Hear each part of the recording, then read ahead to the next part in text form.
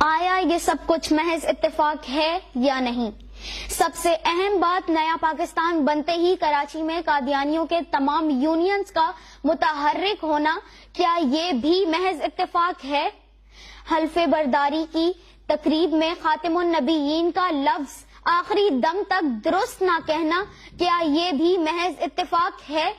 صدر پاکستان کا حلف برداری کی تقریب میں خاتم النبیین کا جملہ مکمل نہ کرنا اور لفظ ہیں کو چھوڑ دینا، کیا یہ بھی محض اتفاق ہے؟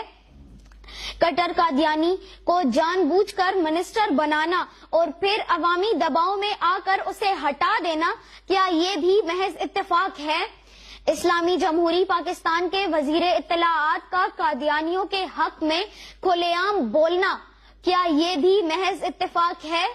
اسلام آباد میں قادیانیوں کے حق میں وزیر اطلاعات کا کھلم کھلا احتجاج کرنا، کیا یہ بھی محض اتفاق ہے؟ آسیہ ملونہ کو راتوں رات رہائی ملنا، کیا یہ بھی محض اتفاق ہے؟ پچھلے چند مہینوں میں جلیل القدر علماء کو پے در پہ شہید کرنا، کیا یہ بھی محض اتفاق ہے؟ اسمبلی کے فلور پر قادیانیوں اور اسرائیل کی حمایت کرنا، کیا یہ بھی محض اتفاق ہے؟ فارن پالیسی میں اسرائیل کے لیے نرم گوشہ رکھنا، کیا یہ بھی محض اتفاق ہے؟ کرتارپور بارڈر کھولنا، کیا یہ بھی محض اتفاق ہے؟ اور ایسا سب کچھ پاکستان میں ہی پہلی بار ہونا، کیا یہ بھی محض اتفاق ہے؟ مساجد کو زبردستی گرانا، کیا یہ بھی آپ کے لیے اتفاق کے زمرے میں آتا ہے؟ اگر آپ کو لگتا ہے کہ یہ سب کچھ محض اتفاق ہے تو پھر اپنے دل کو تسلی دیں، اس ویڈیو کو اگنور کریں اور اپنی زندگیوں کے کام کاج میں لگ جائیں۔